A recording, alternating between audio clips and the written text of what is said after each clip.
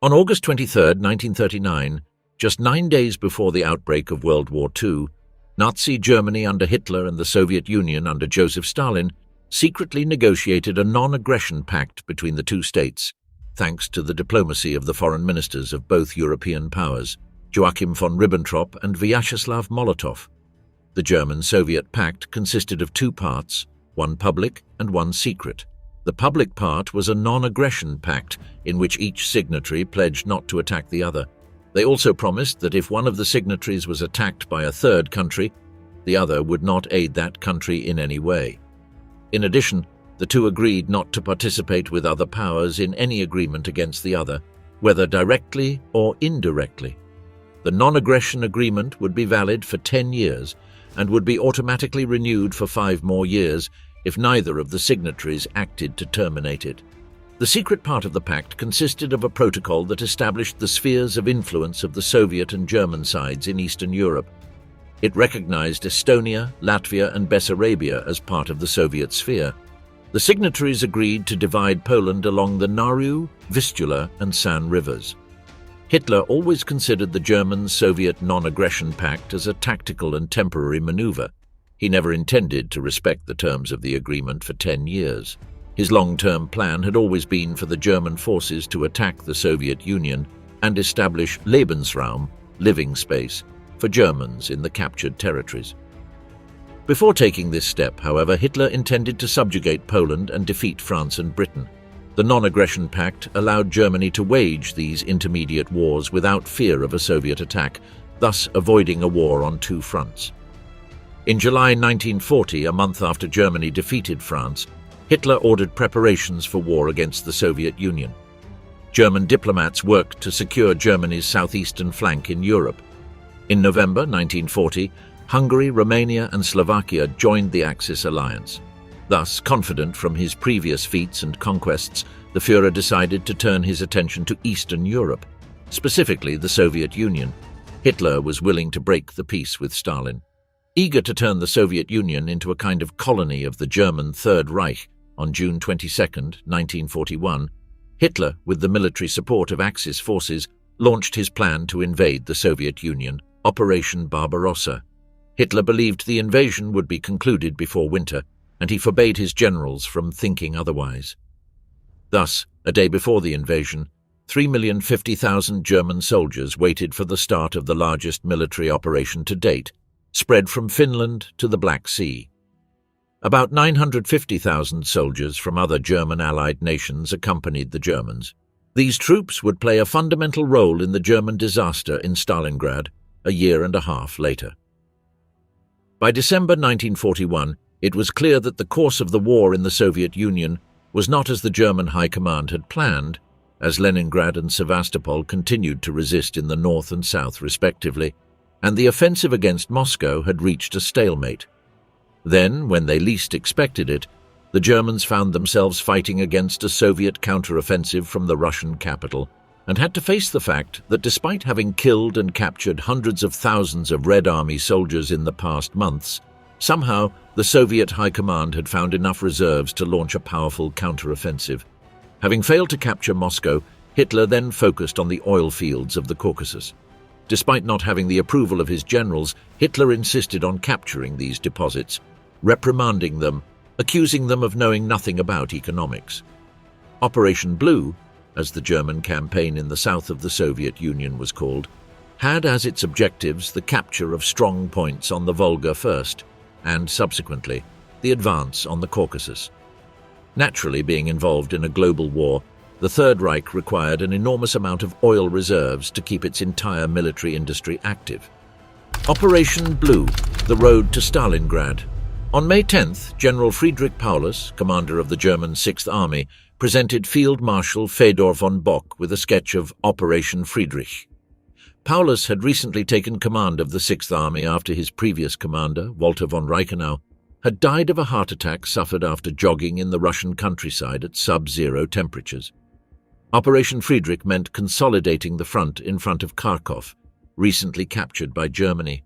However, Marshal Semyon Timoshenko anticipated Paulus, as on May 12th, he launched a counteroffensive from Voronezh, whose objective was precisely to liberate Kharkov, encircling the Sixth Army in a pincer movement. When 640,000 Soviets, together with 1,200 tanks, launched against Paulus's forces, he found himself on the brink of disaster. Only the timely arrival of the 1st Panzer Army of Ewald von Kleist allowed the situation to be reversed, and instead of being captured, Paulus's men helped von Kleist's to capture the Soviet 6th and 57th Armies in Bavankovo. Some 240,000 Slavic soldiers were captured, failing Timoshenko's counteroffensive. On June 1st, Adolf Hitler and Field Marshal Fedor von Bock presented Army Group South's generals with Operation Blue at the unit's headquarters in Poltava. Paulus's 6th Army was tasked with cleaning up Voronezh, then heading to Stalingrad, accompanied by Hermann Hoth's 4th Panzer Army. Once there, they would destroy industrial complexes and protect the Caucasus from the north. At that time, Adolf Hitler did not consider it necessary to capture the city. To protect the plans for Operation Blue, the transcription of orders was strictly prohibited. Everything had to be communicated verbally. However, on June 19th, a German plane carrying personal notes from General Georg Stumme about the operation was shot down behind enemy lines, and the papers were captured. However, after General Philip Golikov delivered them directly to Stalin, he rejected them as false, convinced that Moscow was still the main German target. On June 28th, the offensive against Voronezh began, heading south of Russia, and Stalin's error was obvious. 2 days later, Paulus's forces crossed the Donets with the Hungarian Second Army and the 1st Panzer Army guarding his left and right respectively. Due to the rapid German advance, Hitler decided to send part of the 4th Panzer Army forces, which were attacking Voronezh south, giving Timoshenko's forces, which were escaping to Stalingrad, more time to do so. The original plan involved the 6th Army and the 4th Panzer Army cutting off the Soviets' retreat before they could regroup, then attacking Rostov-on-Don and later reinforcing the Caucasus's defensive lines. But impatient with the delay, Hitler changed the order of the plan, and instead of waiting for Paulus and Hoth's forces, he ordered Stalingrad and the Caucasus to be captured simultaneously. Not content with this, Hitler divided Army Group South into two forces, Force A and Force B, placing them under the command of Field Marshals Wilhelm List and Maximilian von Weichs. Without waiting for Fedor von Bock's opinion, Hitler removed him from command. Although German fuel reserves were alarmingly low, Hitler made another controversial decision. He divided the forces heading to Stalingrad, stripping the 6th Army of Paulus of mechanized units and diverting Hoth's 4th Panzer Army south to help capture the remainder of Timoshenko's forces, which was expected to take place near Rostov-on-Don. Hitler was obsessed with the idea of nullifying the remnants of Timoshenko's forces before they reinforced Rostov, which was not fully achieved as many withdrew in time. Rostov was attacked and recaptured by the Germans on July 24th. Advance to the Volga. At the beginning of August, Hitler changed his mind again and ordered Hoth's forces to head east towards Stalingrad, after initially ordering them to go south. General Hoth obeyed worriedly, as Hitler's changing orders were depleting fuel from their tanks, of which there was already a severe shortage. On the other hand, the German bombing of Astrakhan in the Caspian Sea had damaged the city's refineries, and it would take time to repair them if they managed to capture them. On August 9th, Stalin appointed Andrei Yeremenko as commander of the Stalingrad front, replacing Timoshenko. On August 21st, 1942, Stalingrad faced the Axis forces' assault for the first time. Just 2 days later, the first massive bombings on the city took place, reducing it to a pile of rubble. Meanwhile, the German 6th Army had managed to take and cross the Don River, and their next objective was to conquer the Volga River position near Stalingrad. The German land advance proceeded from Gumrak in a brutal and overwhelming manner. That same day, the 21st, the vanguard of the German 6th Army reached the Volga. The soldiers were excited about having advanced from the Don in less than 12 hours, and morale was high, confident in a quick fall of Stalingrad.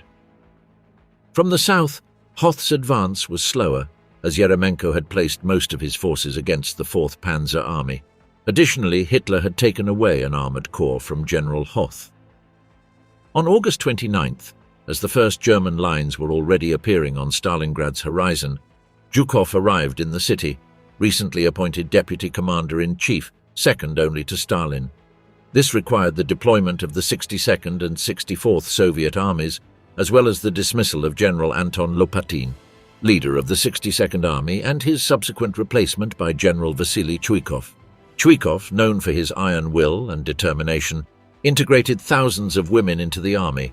While many of these performed purely logistical tasks, such as nurses, messengers, and cooks, some served as snipers, others fought on the front lines, and some even took charge of Stalingrad's anti-aircraft defenses. Stalin, urging Zhukov to meet and intercept these enemy forces, replied, "Do you not understand that if you give up Stalingrad, the south of the country will be separated from the center and we probably won't be able to defend it?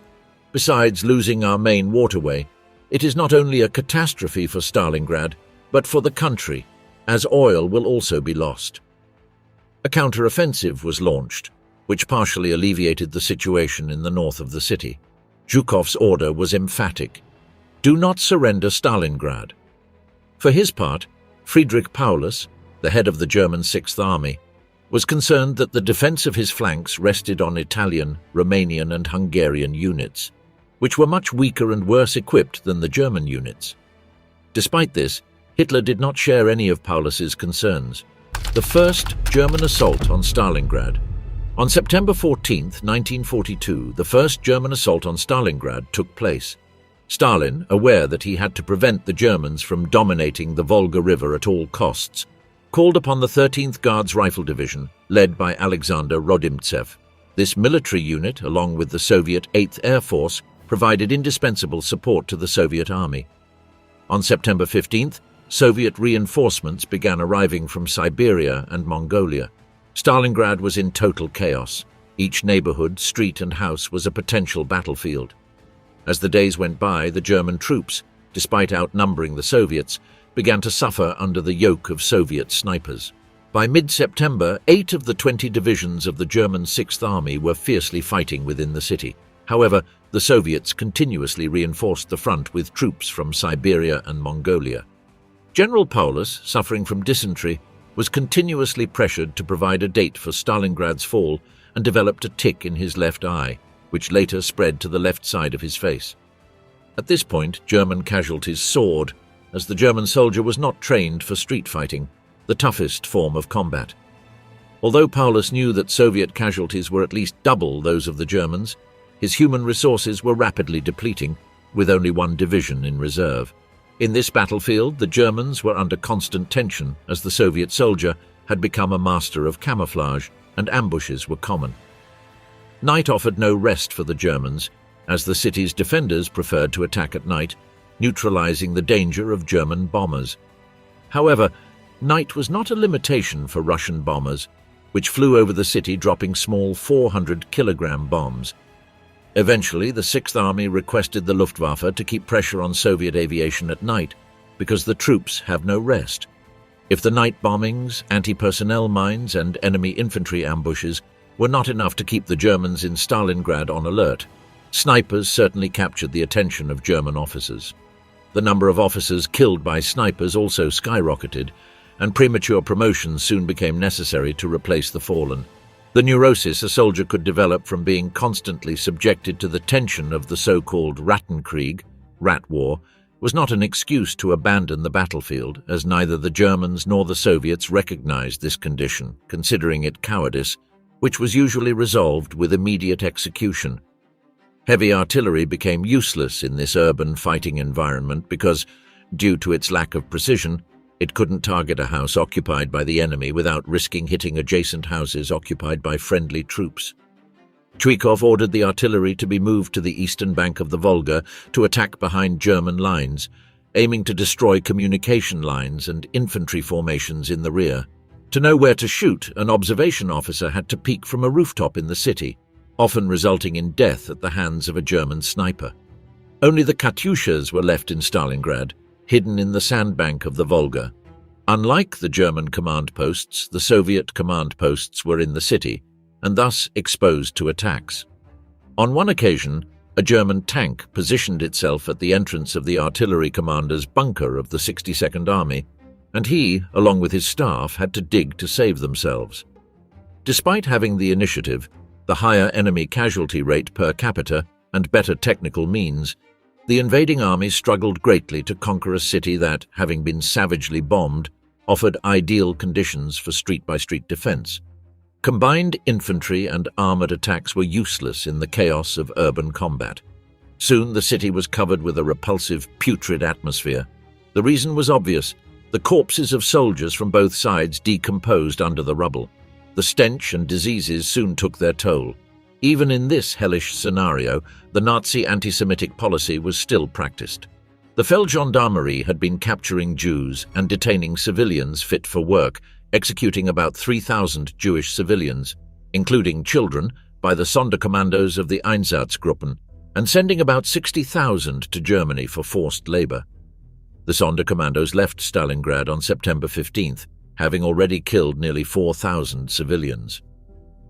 Knowing winter was approaching, Paulus decided to hasten the city's capture and prepared an offensive executed on September 27th. The main German force attacked north of Mamayev-Kurgan, near the workers' settlements of the Red October and Barricadi factories. The Germans watched in astonishment as civilians fleeing the settlements to seek refuge within German lines were shot down by their own soldiers. From there, a selected division of German soldiers captured the House of Specialists, where they fortified themselves and began firing at the boats coming and going across the Volga bringing soldiers. The 88mm cannons, Stukas, and German artillery competed in sinking the barges bringing soldiers from the other side of the Volga. The Caspian Sea began receiving corpses. German casualties during the first and second day of combat totaled 2,500 soldiers, against 6,000 Soviet soldiers. For the Russians, the loss was terrifying. Nearly 3,000 soldiers died per day.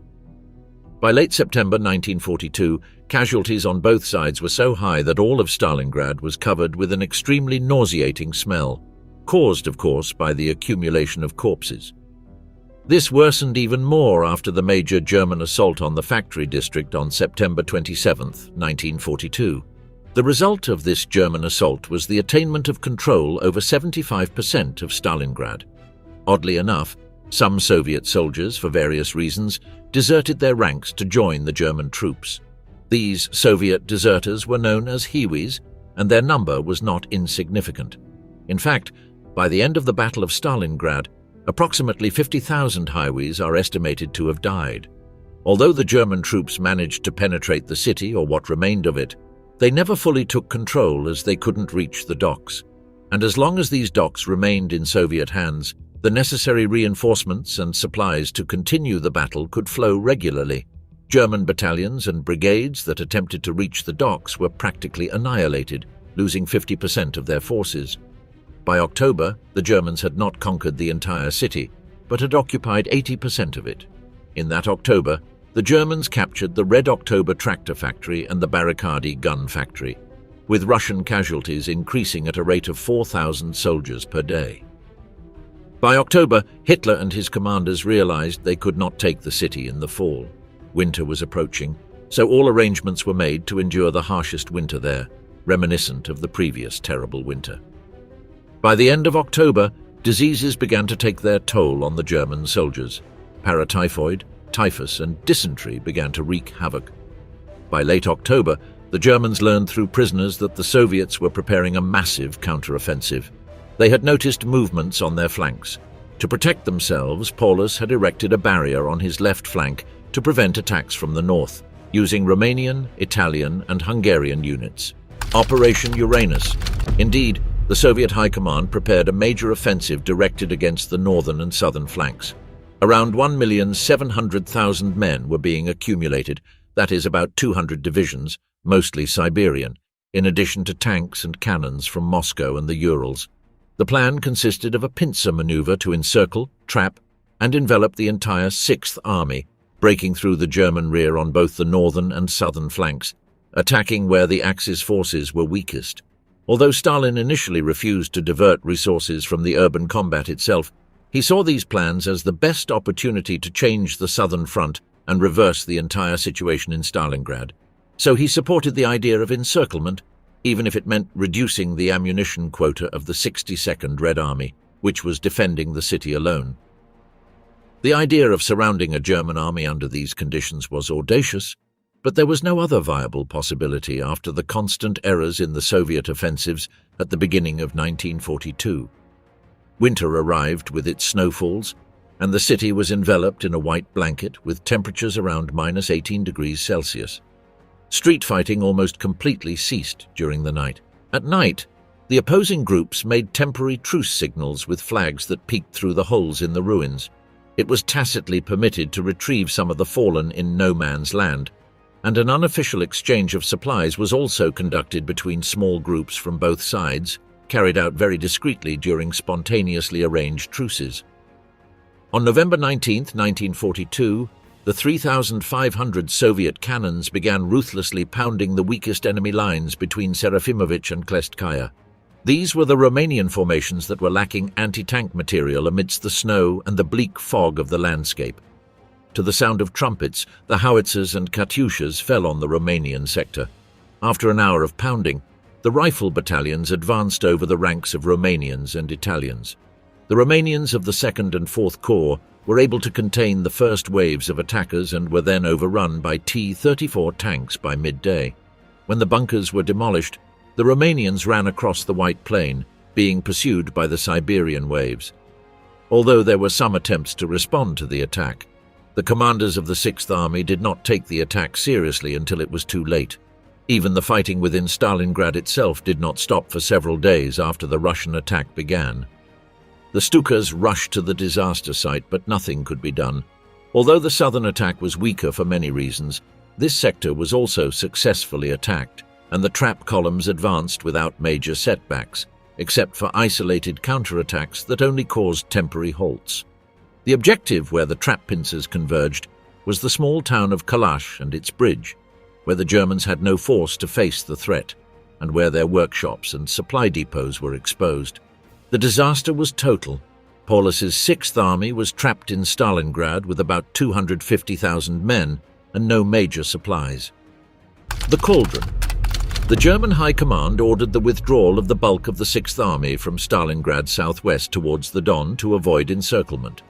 Such a project could still be carried out as there were significant gaps that had not yet been closed, but Hitler refused to accept such a solution and demanded that Paulus and his men stay in the conquered city through a direct counter-order, forcing the vanguard sent southwest to make a painful retreat. Hitler considered that the situation was not yet lost and that it could repeat the situation that occurred in February of that same year in the Demyansk pocket, where a large mass of German soldiers could resist a prolonged Soviet siege via an air bridge. This idea reached the ears of the Luftwaffe's highest leader, Hermann Göring, who, without consulting his technical advisors, promised Hitler that his planes could carry out vast air supply operations. Göring's promise exasperated Aviation General von Richthofen, as the cloudy weather with snowstorms would prevent sustained flight operations and even make it impossible for the planes to take off. Under these conditions, Paulus sent a direct message to Hitler. "Mein Führer, we are running out of ammunition and fuel.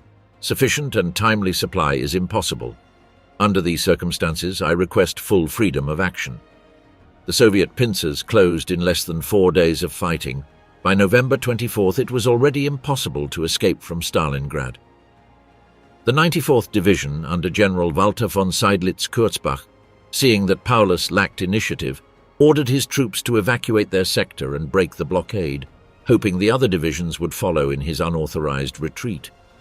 Barely leaving his position, the 62nd Soviet Army fell upon them, and many of his battalions were annihilated without mercy. There were no prisoners. Göring, irresponsibly faced with reports warning him of the mission's impossibility, which he received and ignored, promised to supply the 6th Army with 500 tons of equipment daily, but the planes managed to deliver only 130 tons in 3 days of operations at low horizon and amid snowstorms. This caused the flights to never be truly permanent, as required for an effective air bridge, but because of bad weather the planes could not take off from their bases for several days, or simply took off but could not land in Stalingrad. To worsen matters, the Soviets audaciously attacked the main supply airbase, the Pitomnik airfield, collapsing the resupply bases and accentuating the shortage of cargo planes for air bridge operations. In addition to the weather conditions detrimental to the Germans, the Soviets launched flares from newly taken positions to make the supply planes believe that soldiers loyal to the Reich still remained in that location requesting supplies. The provisions fell into Soviet hands, leaving the Germans devoid of all equipment. Obsessed, Hitler told von Richthofen, "If Paulus leaves Stalingrad, we will never retake the city." By early December, the first casualties due to starvation appeared. Despite everything, the Germans tried to maintain discipline, and the organization functioned regularly.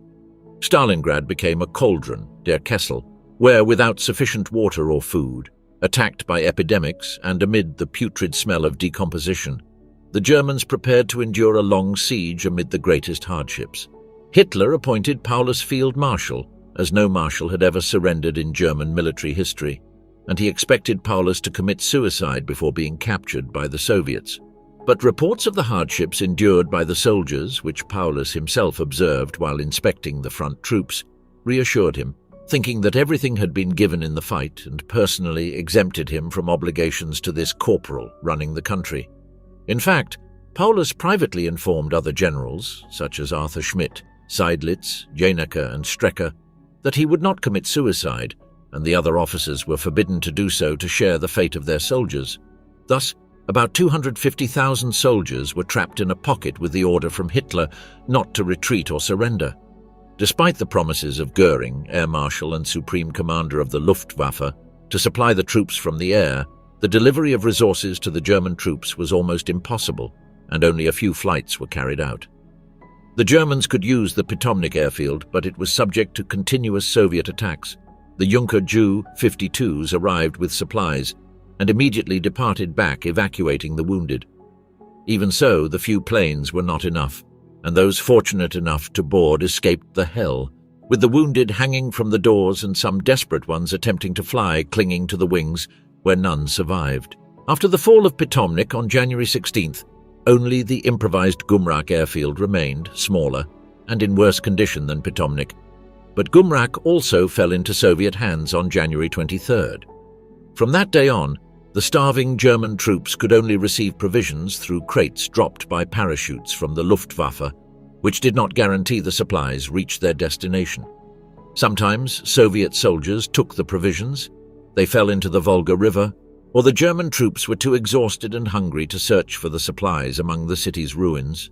The marshals surrender. Strict rationing was imposed in an attempt to survive the winter. Paulus, who was an unconditional admirer of Hitler, realized that to the Führer, the Sixth Army, or what was left of it, was little more than a sacrificial piece in the game of war. The lives of the soldiers meant nothing to him. On December 25th, in the Kessel, 1,280 soldiers died of cold and hunger. For the new year, the Soviets set up a series of kitchens and held parties on the southern bank of the Volga, with the dual purpose of celebrating the year and tormenting the encircled Germans. On January 8th, the Soviets tightened the perimeter and captured the only airfield that served as a connection to the outside world, Pitomnik. The Germans had to rebuild the heavily damaged Gumrak airfield to continue receiving news. On January 9th, 2 Red Army officers appeared on the western line of the German front with an ultimatum from the Stavka for Paulus. If the ultimatum was not accepted, the Soviets would launch a final offensive against the Kessel the next day. The ultimatum was rejected. Hardships multiplied in the German Sixth Army. Epidemics decimated the soldiers, discipline no longer existed, and hunger was so atrocious that the Germans sacrificed horses, dogs, and rats to feed themselves. It is noteworthy that even in these dire conditions, the resistance of the Sixth Army was incredible, as the front lines withdrew while fighting and inflicted heavy casualties on the Russians, executing the ring plan to finish off the Germans. Consequences of the surrender of the German Sixth Army. Officially, 91,000 were the prisoners from the final battle of the city of Stalingrad. Of these, very few were alive by the beginning of spring. Only 6,000 Germans survived until the end of the war, due to epidemics of dysentery and typhus among the prisoners. The consequences of this catastrophe were immense and far-reaching. For the first time, Germany lost the initiative in the war and had to go on the defensive. In fact, the Wehrmacht lacked the necessary logistical elements to advance further east, and the banks of the Volga were precisely the furthest east reached by German troops in Europe. After this battle, the Soviet Union emerged stronger and with the initiative of the war that had ravaged it in the hands of its leaders. Additionally, the commander of the Luftwaffe, Hermann Göring, fell from Hitler's favor, losing credit among the Nazi regime's elite as well as prestige among the military for not being able to fulfill the order to supply the encircled German forces by air, as he had promised. The Third Reich lost the entire Sixth Army and part of the Fourth Panzer Army, along with countless material resources that could not be replaced as easily as the USSR could replace its own, even more terrible losses. In fact, between the dead, wounded, and prisoners, the Wehrmacht had lost more than 200,000 combatants, many of them experienced, who would be very difficult to replace in a short time. The Soviets, aside from receiving a practically destroyed city, had suffered 1 million civilian deaths and more than 850,000 military casualties. According to the highest estimate, if all the forces that fought at the Volga are included, 150,000 Axis soldiers and 1 million Soviet soldiers died or were wounded, including prisoners who died in captivity and wounded who died after being evacuated, and about 2 million civilians met their end, including refugees and people living in towns and cities where fighting also took place. The total number of dead reached up to 2 million. The triumph of this battle transcended the limits of the Soviet Union and inspired all the Allies, encouraging resistance everywhere. King George VI of England gifted the city with a specially forged sword in its honor, and even the Chilean poet Pablo Neruda wrote the poem Canto de Amor a Stalingrado, Song of Love to Stalingrad, first recited on September 30th, 1942, and the poem Nuevo Canto de Amor a Stalingrado, New Song of Love to Stalingrad, in 1943, celebrating the victory, which transformed this struggle into a symbol and a turning point for the entire war.